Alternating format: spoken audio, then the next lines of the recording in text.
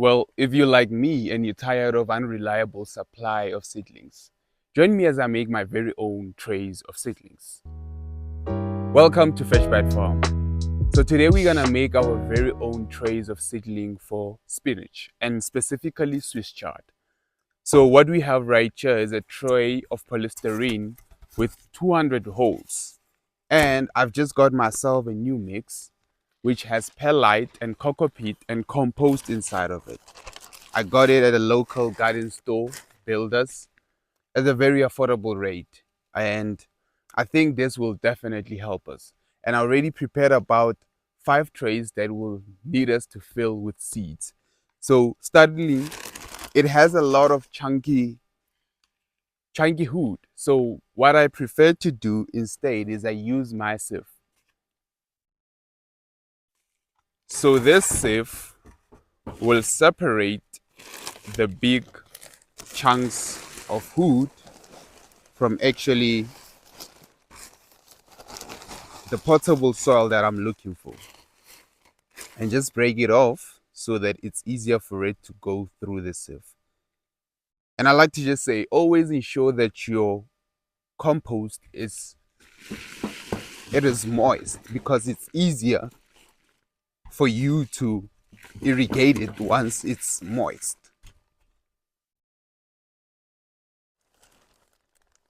So one bag is able to fill 6 trays. So that's a big deal, you know.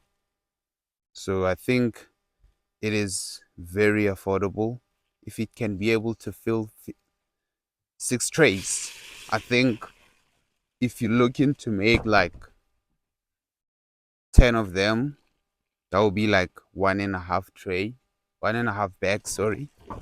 And if you're looking to do 50, that will be like 15 bags of this compost.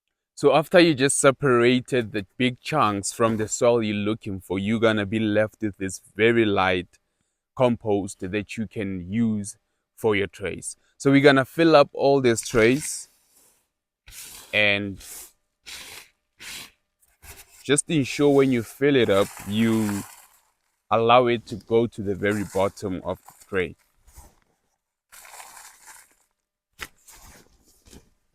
Hence why I took out the big chunks, because the big chunks would hesitate the soil from going to the bottom of the tray, and they'll just look filled, but they wouldn't be completely filled because of it's just chunks there inside of the tray. So even though you have it like this, it's not completely filled. What I prefer to do then is just slightly press on it. This is one of the things that I think I should get, maybe like a tool that can press down all of this at once, because I can imagine having to do this for 50 trays. That would be so time consuming, even though there will be people who will be helping me out. But that would be so time consuming. Where else you could have something that just press down all of them and just continue to refill it again. And you don't want to press it too hard, because of you don't want your seed to struggle to actually go through the compost once it's ready to germinate. It's just that some of them are airy, so it helps to press down, because they'll be airy in there, and they won't get the moist that they're looking for. Speaking of tools, this is the one tool that I've made for myself with screws that will help me make holes and to push out seedlings once it's ready to be transplanted. So we're gonna just take this. So we're gonna lightly press it, and then we believe that it will make a hole.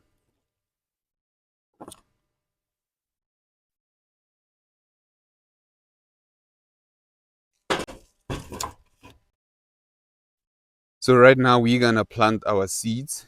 And what I love and what I really enjoy about Swiss chard seeds are really big, so it's easier for you to actually plant them. Unlike cabbage, which is really time consuming. So yeah, it is holdable. I prefer to put in two so that if not one germinate, then the other one can germinate too.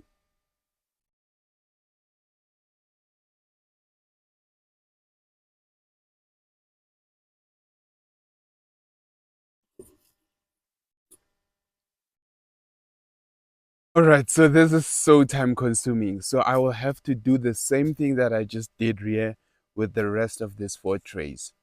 So it's actually five, it's not even four. So once I have filled them, I'll just lightly drizzle on top just to hide away the seed.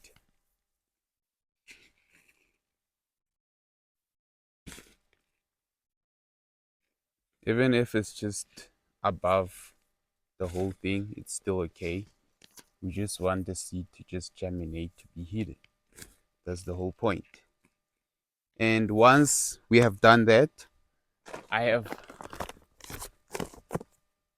Hygrotech, which I will use to pour out on my water. So probably just a handful on a bucket of water.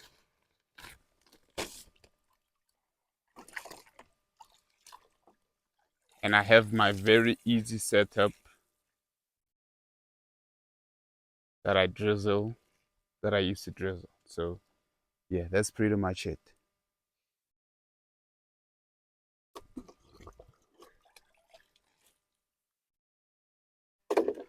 So once we have that ready, what I like to do is document what I'm doing right here.